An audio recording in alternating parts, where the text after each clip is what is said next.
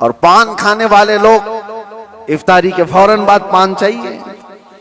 आला हज़रत इफ्तारी कर चुके, पान जो रोजाना आता था वो बच्चा पान लाया नहीं, और टाइम गुजरता गया, आपको पान की तलब हुई कि अभी तक आया नहीं, अभी तक आया नहीं। वो तकरीबन घंटा भर के बाद वो बच्चा आया और दौड़ता हुआ आया, कहा बड़े मौलाना साहब पान रह गया। पान ला करके दिया, एक तमाचा उसको लगाया। कहां चला गया था? पान लेकर कहां भाग गया था? तो इमाम अहमद रजा खान फाजिल बरेलवी रदी अल्लाह ताला, कौन नहीं जानता, आज आशिकों के इमाम, बरेली के ताजदार, जिन्होंने हजारों मसाइल का हल लिख दिया अपनी जिंदगी में, 1000 से ज्यादा किताबें लिख दी, और वो शहंशाह वक्त अपने जमाने के कुतुब मस्जिद में एतिकाफ में बैठते थे रमजान में, लेकिन एतिकाफ की हालत में भी मुसलसल इल्मी काम किया करते थे। एक बात थी, आला हजरत जैसे फकीह, उनके जैसा बड़ा आलिम, जिसके सामने दूसरे कई उलमा अपने घुटने टेक देते हो, एतिकाफ की हालत में तवज्जो, जैसी ही इफ्तारी हो जाती तो आपके खादिमों में से, घर से जो खाना लाया जाया करता था, एक बच्चा था 12 साल का, वो तो शदान लेकर के आता था, इफ्तारी और सहरी पहुंचाता था मस्जिद में। लेकिन आला हजरत को एक आदत थी पान खाने की, और पान खाने वाले लोग इफ्तारी के फौरन बाद पान चाहिए। आला हजरत इफ्तारी कर चुके, पान जो रोजाना आता था वो बच्चा पान लाया नहीं, और टाइम गुजरता गया, आपको पान की तलब हुई कि अभी तक आया नहीं, अभी तक आया नहीं।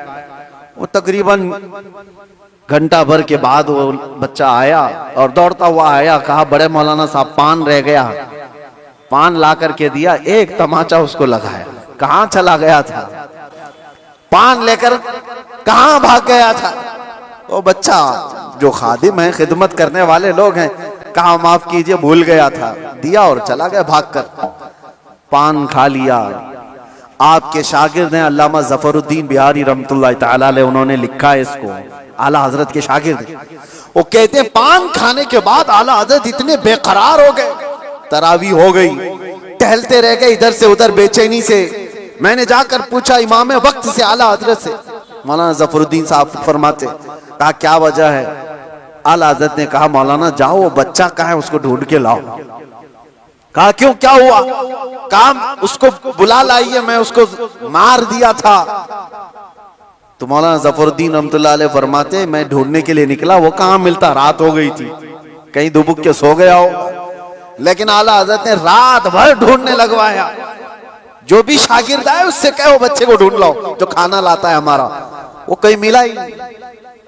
रात भर आप सोए ही नहीं, मस्जिद में टहलते रहे बेकरारी के साथ। सहरी का वक्त हुआ तो तोशादान लेकर बच्चा आ गया, उसकी ड्यूटी थी। वो जैसे ही आया आला हजरत लपक कर दरवाजे पर जाते और जाकर तोशा उसके हाथ से लिया, रख दिया और घुटने टेक कर जमीन पर बैठ गए।